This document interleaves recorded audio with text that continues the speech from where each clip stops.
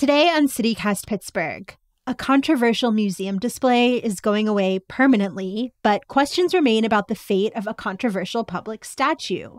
Plus, Pittsburgh movie buffs had a disappointing week. It's October 13th, the Friday News Roundup. I'm Mallory Falk, and here's what Pittsburgh's talking about.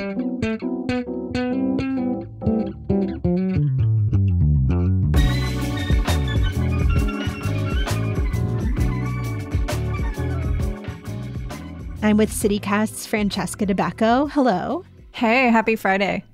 And Sophia Lowe. Good morning. Good morning. Happy Friday the 13th, everybody. Yeah, I guess I should have said Friday the 13th. Is anyone getting flash tattoos?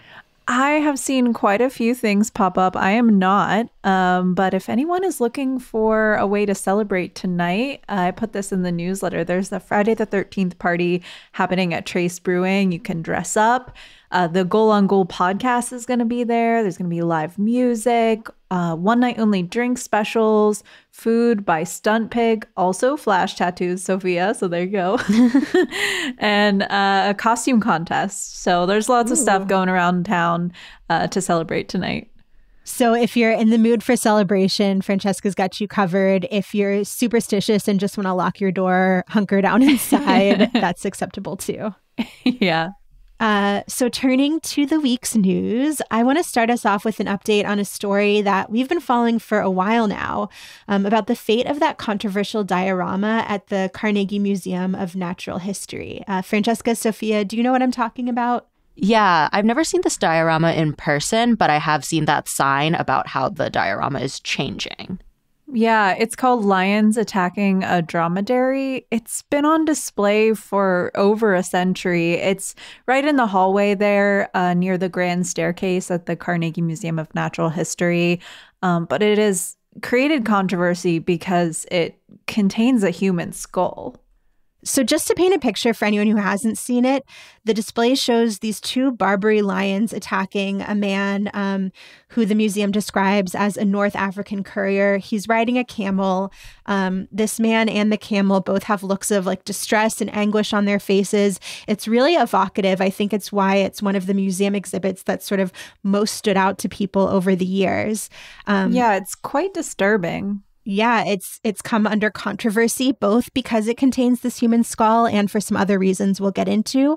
But so the museum just announced that it has a new policy where it's not going to display human remains without consent. And that means that this diorama is out. And then there were also some human remains in the Hall of Ancient Egypt, and those have been removed as well. Yeah, this is sort of a part of a nationwide reckoning with showing human remains in museums. I know Penn Museum on the eastern side of the state also removed some of theirs. This debate has been going on for a long while. I think the diorama was actually hidden behind a curtain at one point. Mallory, can you remind us how this all started, though? Yeah, so back in 2017, this diorama was getting refurbished, and that's when the museum actually discovered that, you know, the human figure contained like a real skull and a jaw. That's wild that they didn't know beforehand. Mm-hmm. Yeah, after acquiring this in like the late 1800s. So, you know, during this time, the museum changed the name of the diorama from Arab courier attacked by lions to Lions Attacking a Dromedary because there were, you know, concerns about cultural sensitivity with the name. But it remained on display. And then in 2020, you know, as you'll remember, there were protests for racial justice and questions about representation. And people really started to take issue with this diorama because, you know, it's the scene of violence against a person of color. It's really distressing for a lot of people to look at. Yeah. So initially the museum covered it up. Then they put it behind a curtain so that people could kind of opt into viewing it. And then eventually it got put back onto display with new signage that provided more context and also like solicited feedback from museum goers about what they thought should ultimately happen to it. And you know, there were questions at that point about should it stay, should it remain on display, and kind of get used as a teaching tool about things like race, colonialism, the history of taxidermy, or should it get removed altogether? So that debate has kind of been going on for the past few years until the museum, just announced its ultimate plans for this diorama. Yeah. Does the museum know how the skull ended up on display? Like, what's the history of how that diorama was acquired? Yeah, so it was created by these French taxidermists who had a history of robbing graves to make their creations. So while the museum doesn't know for sure exactly how this skull was acquired, like whether there was consent or not, it definitely raises questions that the people who put this together have that history of robbing graves. Mm-hmm. Right. It debuted at the 1867 Paris International Exhibition and then got acquired by the American Museum of Natural History in New York City, where it was on display for a while. So when did this get into Andrew Carnegie's hands? I'm assuming it was him who actually helped acquire this since it was so long ago. It was. He's the reason it's in Pittsburgh. But what's interesting is that part of the reason it was up for grabs is because as far back as 1898, the American Museum of Natural History determined that it was unscientific and they didn't want it anymore. So do you know why that museum decided it was unscientific? Is it the same reasons that the Carnegie Museum is talking about it now? Yeah, so I'm not 100% sure what the issue was at the time. I know one point that's been raised about the accuracy of the diorama is it shows a male Barbary lion doing the hunting. And I guess it was much more common for female lions to hunt. Oh. So that may have been part of it. This museum didn't want it anymore. And Andrew Carnegie stepped in and said he'd like it for his newly formed museum. And he bought it for $50. So, wow. By the time it landed here, other people had already called its legitimacy into question. And look at us now, 120 years later. This is just kind of wild. Yeah, it sounds like the museum has thought about ways to do this display. Did they ever consider removing the human remains and revamping the diorama, like you said, using it to think about colonialism and that history? Yeah, so the thing is that there are more issues with this diorama than just the fact that it includes human remains. So while this new policy is focused on those remains specifically, there are other objections, which we've kind of touched on. Our host, Megan Harris, actually talked to the museum's director, Gretchen Baker, about all of this more than a year ago. And one of the things she brought up is how the display is not just scientifically inaccurate, but also culturally inaccurate. The title of the diorama for a long time was Arab Courier. Attacked by Lions, is that right? There you go, yes. Yeah. And so when you look at the clothing, the headwear, some of the features on the individual, it's combining the traditions and customs and costumes of different communities. And so it's making this very generalized, stereotypical image of an Arab man.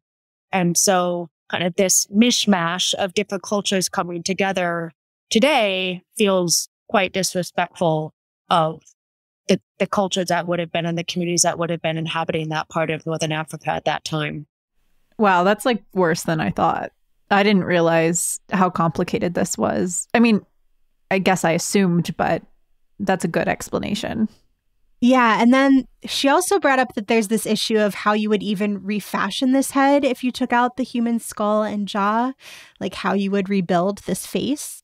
If we were to replace the head on this sculpted individual, how would we depict the face of that individual? And so the conversation is, what are the choices that we have to make about skin color? It would give us an opportunity to redo the headpiece, and that might help us address some of the cultural inaccuracies. So there would be certainly a lot of decisions about what that would look like. Because the way that it's constructed, the face features and the materials that you're looking at when you're looking at the face are actually attached to the skull bones. So it's not like you kind of have to start all over. It's integral to the sculpture, to the object. I'm so glad we could bring this back up, this conversation with Gretchen. I think it's really important. Yeah. And, in that interview, Gretchen also talked about how, in general, when you go to natural history museums, not just here, but all over the country, you don't typically find white people on display. It is generally people of color. And like when this diorama was acquired, a lot of these displays were acquired during a period when some of these cultures were really displayed as uncivilized, primitive, exotic.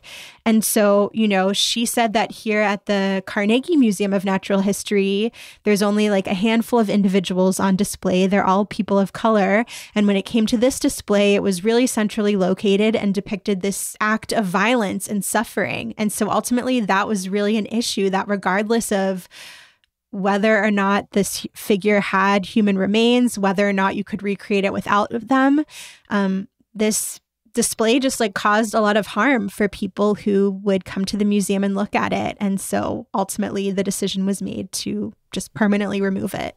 Mm-hmm. I'm glad the museum is being thoughtful about this. So Francesca mentioned that this conversation about human remains is something that's been happening at museums all over the country. And I know in some cases, remains are given back to the descendants. Do we know what's happening with the remains here at this museum? Yeah, so as of now, the museum doesn't know where this skull came from. They're planning to do, I guess, an isotope analysis using the teeth. I don't really know the full science behind that, but they're hoping that could help them determine where this person is originally from so that they could potentially repatriate or return him. And they're going to keep the clothes and the taxidermy animals in their collection to potentially study or use in the future. I think it's worth noting that there is a law called the Native American Graves Protection and Repatriation Act that was passed in 1990, and it legally requires museums to kind of address this issue of displaying human remains related to Indigenous peoples from North America. And the law mandates that Indigenous human remains that were discovered after it was passed in 1990 have to be returned to the lineal descendants of Indigenous peoples. Yeah, but we know that this process can be long and messy. CityCast producer Elizabeth Kama actually did a deep dive on this for us earlier this year because the Carnegie actually has more than 700 human remains in funerary objects in its possession. Oh, wow. I didn't realize it'd be this many. Just not on display. And it's only repatriated a little over 100 since the 90s. I would highly recommend listening to that episode about why it's so complicated to return these human remains. And we'll drop a link in our show notes so you can listen. Yeah, and we'll also include a link to Megan's full interview with Gretchen Baker, the director of the Carnegie History Museum, so that you can hear that as well.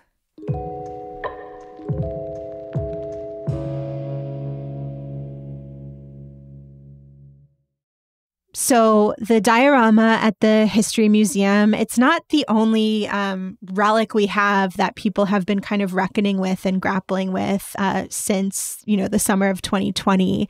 Sophia, you've got an update on a public statue that's been the source of a lot of controversy. Yeah. And that statue is the Christopher Columbus statue in Schenley Park.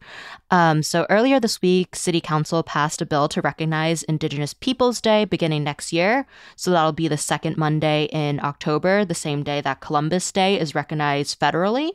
And this same week, Commonwealth Court had a hearing about what's happening with the Christopher Columbus statue in Schenley Park. People have called for its removal. Yeah, this has also been going on for a while. Take us back to when this started in 2020 and then where we are now. Yeah, so people who want the statue taken down have criticized Columbus for his legacy of colonialism, for enslaving and murdering Indigenous people. And in 2020, the city's art commission unanimously voted to take down that Christopher Columbus statue. And this actually went a little further back. In 2019, Pram Rajgopal. At the time, he was a recent Pitt grad, had actually reached out to the Arts Commission about taking the statue down. A Pitt News article also said that he worked with the university's Native American Student Organization and got in touch with the Council of Three Rivers American Indian Center. So then after the Art Commission's vote in 2020, the mayor at the time, Mayor Peduto, later agreed with them and wrote a letter saying that that statue should go to a private residence. And isn't that when they sort of covered it up? It was covered in plastic for a while there. Yeah, it was covered in plastic to make sure that the statue wasn't vandalized. And I think some of it is still there if you drive past the statue. Yeah, it's really bizarre looking. It's interesting. It's just interesting. This and the diorama behind the curtain, how many things have just sort of like visually been in limbo since these debates started? Yeah, and the Italian Sons and Daughters of America, ISDA, really feel strongly about the statue staying up, so they actually filed a lawsuit against the city after this decision was made to take the statue down. Yeah, people feel really strongly about this. I mean, I have Italian heritage, and I can really separate my lineage from Christopher Columbus. Like, I don't see him as a hero to Italian Americans. But what is their argument for keeping the statue up? Yeah, the ISDA said that for them, the statue represents Italian American history and contributions to Pittsburgh. So, yeah, for them, this is someone that they feel is important. But my understanding is that the basis of this lawsuit, this argument, is not about, what a hero, how heroic they think Columbus was. It's actually kind of about nitty-gritty legal stuff. Yeah, so this gets into ordinances. The attorney for the ISDA, George Bochetto, said that since the statue was put up with the ordinance from the city council in 1955, city council is the one that needs to pass an ordinance to get this taken down. The mayor can't decide this. The art commission can't decide this. And Bochetto was also the same lawyer who represented the group in Philly that wanted to keep the Christopher Columbus statue up on the other side of the state. But the city ultimately has control over things on city property, right? Yes, exactly. That's what a common pleas judge actually said. So this judge sided with the city on this in 2022, but ISDA appealed the decision, which is why it went back to court this week. Yeah, I was reading up on this, and it seems like this decision was connected to this Supreme Court ruling back in 2009, where there was a proposal to put a religious monument in a city park in Utah, and the city rejected that proposal, and the court ultimately ruled that monuments in city parks are essentially represent government speech, and so governments have the right to regulate them. And so it sounds like that's what this judge here was basing his decision on. Mm-hmm. But apparently that common pleas ruling was not the final word. So, Sophia, tell us about what happened this Wednesday during the Commonwealth Court hearing. Yeah, it was pretty much a similar argument to before. Bochetto told the court that according to the original ordinance, the city's supposed to maintain the statue in perpetuity, and that the city council needs to be the ones making that decision to remove the Columbus statue. One judge asked if ISDA could even bring this lawsuit to the city. This statue was spearheaded by the Sons of Columbus of America. That group no longer exists, and Bochetto said that ISDA is the successor organization. And WESA reported that another judge asked Bochetto if city council were to vote on this statue, if, this hearing would be happening now, and Bochetto said, quote, probably not. So it definitely seems that this legal battle just comes down to these minor details. So do we know the timeline? What happens after this hearing? When are we going to get the final word on whether or not this statue can come down? Yeah, so now the Commonwealth judges are just considering the arguments, so there's not a clear date for when a decision is going to be made, but over the next couple months, there might be some updates. And, Sophie, you've talked a lot about what this Italian American group has to say about, why they believe this statue is important and should stay up. But what have Indigenous peoples here said about the statue? The Pittsburgh City paper asked two Indigenous women about their thoughts on the statue in 2020. Alexandria Clara Kent Reed said, quote, "He needed to be removed in 1492.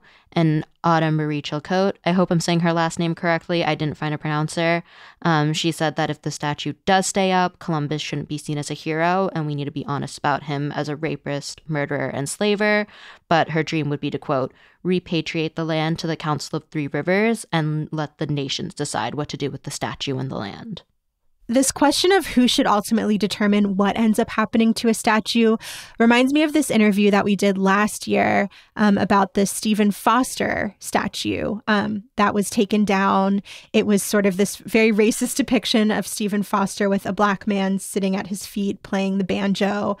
That got removed, and right now it is actually at a museum in Los Angeles where it's going to be part of a display that the curator described to us as Confederates and Friends, looking at the legacy of some of these statues and monuments. And he really talked about how each individual community should be the one to determine whether something stays up with additional context, whether it gets, he talked about some cities thinking they might melt down statues and especially bronze ones and turn them into something new. And just this idea of like, what do you do with these pieces? I think people are still reckoning and grappling with that. And so it'll be interesting to see if this Columbus statue actually comes down, where it goes and how it's used in the future, if and when it's moved out of this public park.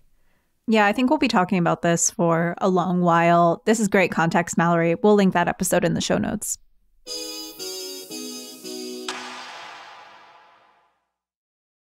So switching gears here, Francesca, you've got sort of disappointing news for movie buffs who were excited about maybe being able to catch a flick or two downtown. Yeah, there was this proposition from the Pittsburgh Cultural Trust to create a 6-screen movie theater downtown.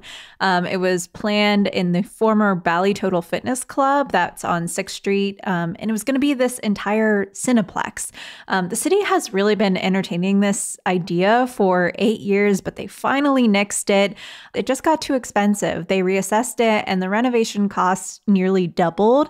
But it would have been so cool. This building was formerly the Gateway Theater, which closed in 1980, and it just would have been a really neat revitalization to bring, a theater back to downtown. So where's all that money going instead? Yes. So instead, the money will go to improvement projects at the Byam, the Benham Center, and O'Reilly Theater. No one will complain about that. That's great. I'm glad that they're getting updates. People just miss out on catching a flick downtown. So I know there's this national trend of movie theaters closing down. There's not the same demand that there was, but I was definitely disappointed when I moved back to Pittsburgh to see that like some of the theaters I'd grown up going to didn't exist anymore, both like a bigger space like the South Side Works and then, smaller kind of indie theaters like the Regent Square Theater. It, seems like there's just fewer spots to catch movies, especially if you don't want some like gargantuan Cineplex, although that might have been what this was going to be. But so, yeah, it had been nice to think that there might be a new spot on the scene that there won't be anymore.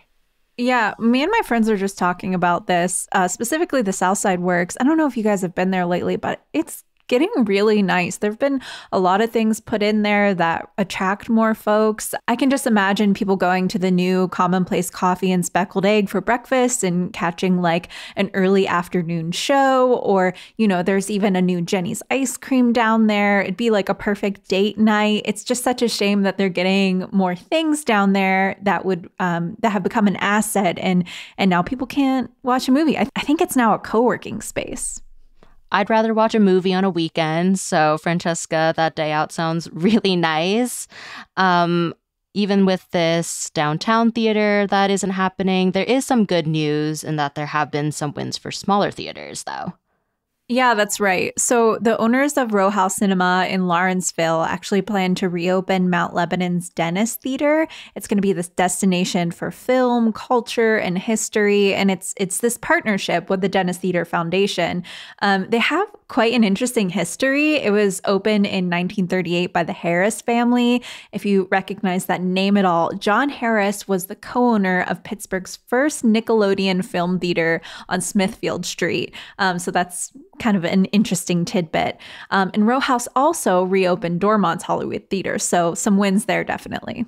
I wonder if that's who the Harris Theater downtown is named for. There is a theater downtown. It's just not a giant Cineplex. The Harris Theater shows great independent films, but maybe that's the namesake. I never really thought about it. Yeah, that would make sense. Yeah, that'd be cool. I am not a huge movie person, but I feel like I aspire to be an indie film person. And I feel like with all these small theaters, that'd be a really great place to meet people and also just kind of get that film experience and see what people are into. Yeah. And I mean, I am not a Marvel person, and it feels like if you go to any of these like bigger theaters, that's kind of all you can get. So I do always person, which is why I've been to the big theaters more. No, this is why I always check what's at the Harris, and I used to always check what was at the Regent Square Theater, RIP.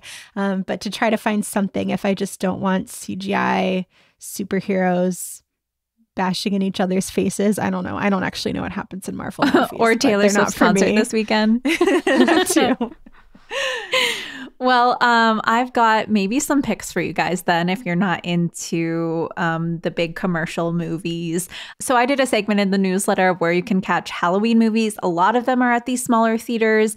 Row House Cinema, which we referenced earlier, has their Row House of Horrors event that starts on October 16th.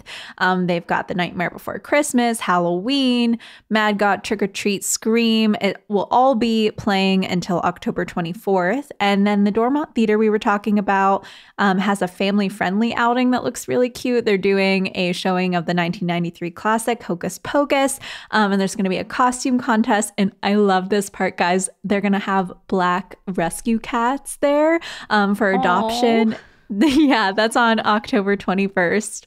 And then sort of a bigger screen, but I think this is a little bit more exciting. The Rango's Giant Cinema at Carnegie Science Center will be showing Ghostbusters on October 14th, Hocus Pocus on October 21st, and Night of the Living Dead, filmed right here in Pittsburgh with George Romero, on October 28th.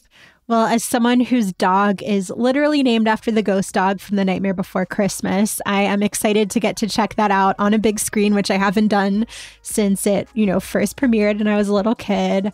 Thank you for this roundup, Francesca. Everyone should definitely, if that was like a little too fast for you to catch in real time, go check out the Hey Pittsburgh newsletter where you can find all of this. Yeah, we'll put a link to the article in the show notes. There's even more than I mentioned, so check them out and celebrate the season.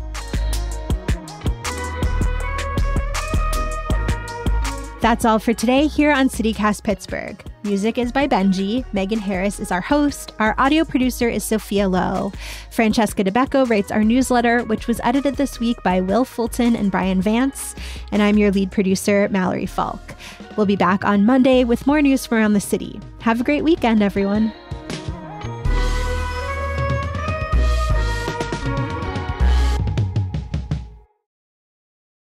Are you okay, buddy? I don't know. My brain is not working. It's okay. You're doing great.